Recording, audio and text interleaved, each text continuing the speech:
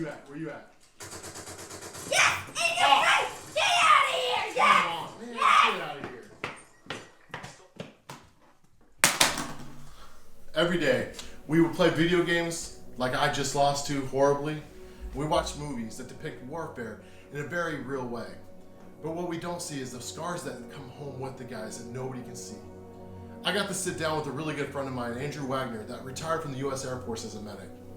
And we get to sit down and talk with him on this very subject, and he gets to share his heart about what actually happens. So will you please just join me and watch this video and understand what really goes on when they come home. Hi, my name's Andrew Wagner. I'm a United States Air Force veteran, served 20 years active duty. I've deployed to Oman, Iraq, Germany, Cuba, and Kyrgyzstan.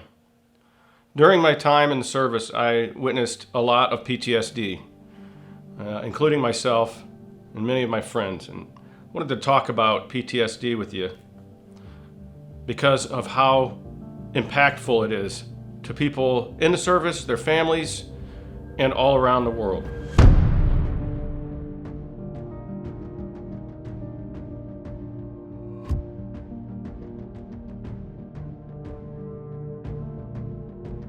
Around 22 veterans take their lives every day, and that has possibly gone up since the pandemic. That's just veterans. That doesn't include their families or their friends or the other men and women of America who are going through hard times.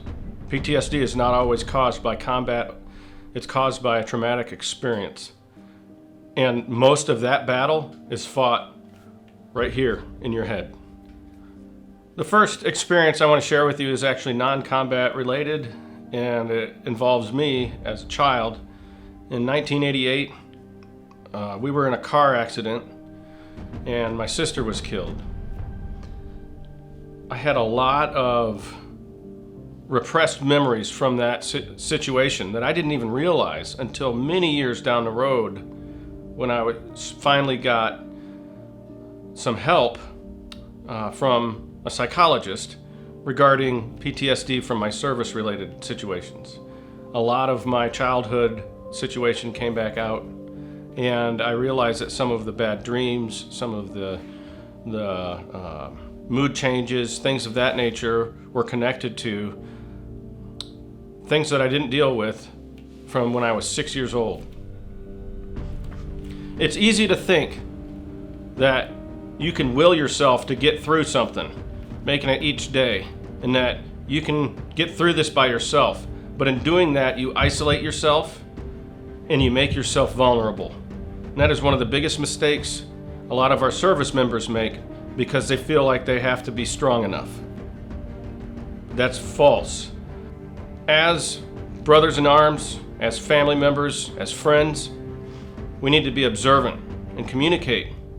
If we know that somebody's been through a hard time, then we need to make sure that they aren't isolating themselves.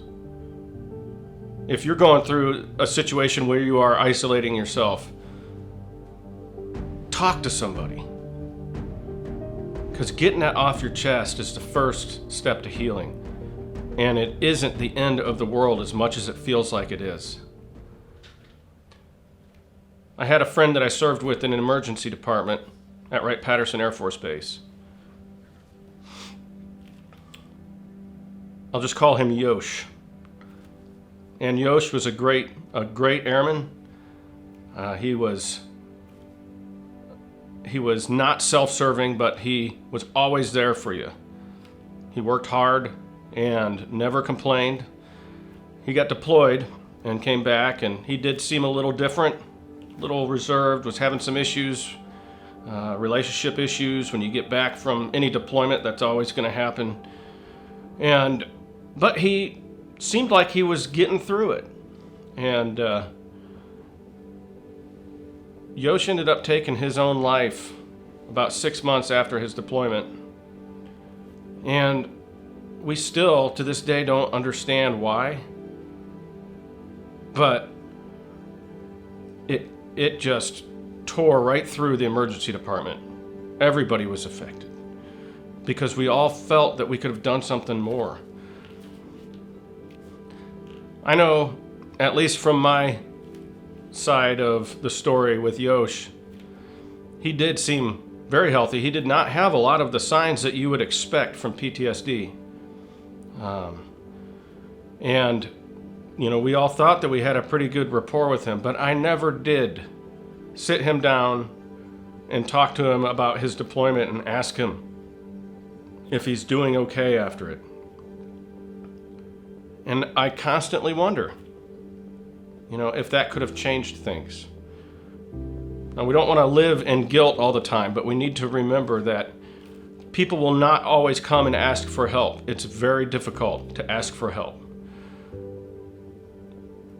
But it's okay. We need to get rid of that stigma that asking for help is weakness, because asking for help takes more strength than you realize.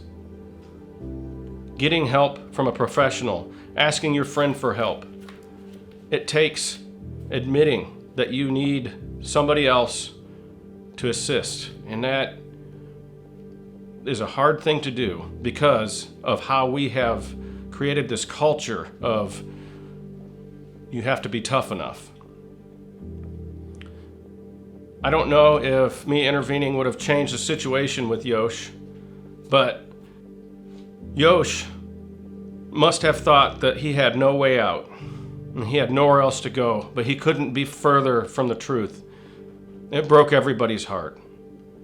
His family came back from Hawaii and met all of us, and we got to meet his brothers and sisters from Hawaii. They got to meet his brothers and sisters in the military, and he had a beautiful life that he thought he had no way out of because of being trapped in his own head.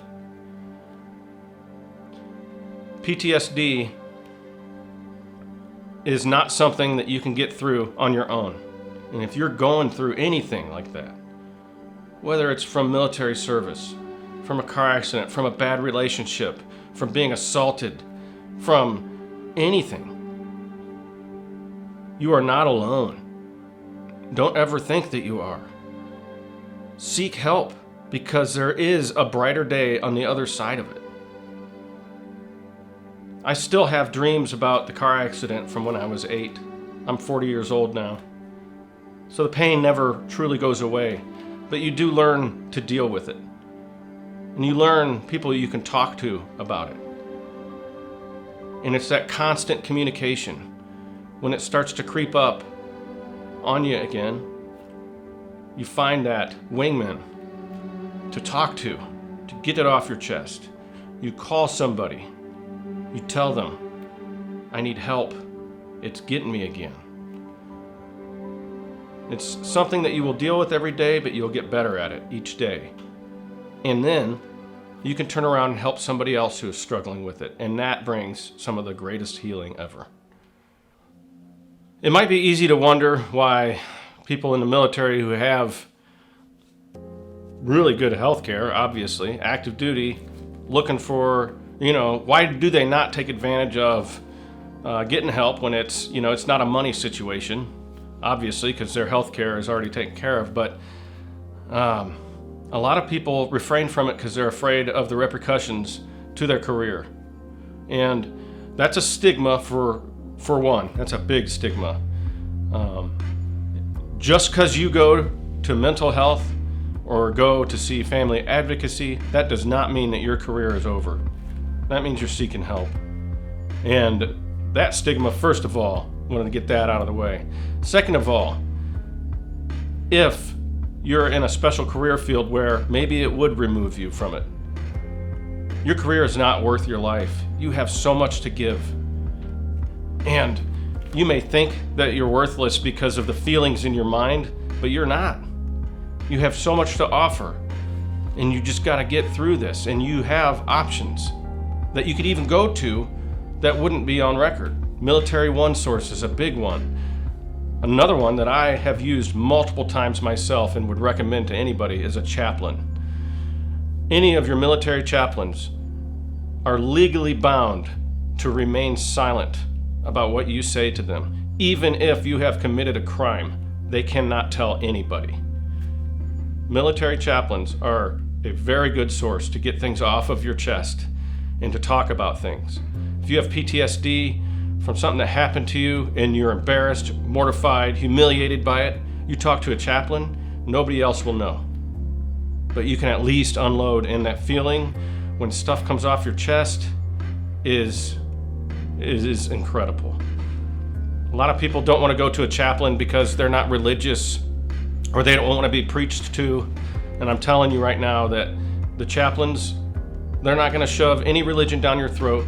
They respect whatever religion or lack thereof that you have. They are there to help, to guide, offer wisdom, or just be a shoulder to lean on if you have no one else. And I have utilized them many times in the past. I highly recommend, if you are in a place where you feel lost and alone and have nobody else and you have access to a chaplain, talk to your chaplain. So to kind of bring this home, I want to encourage you all, don't remain silent. Be there for each other. Lean on each other.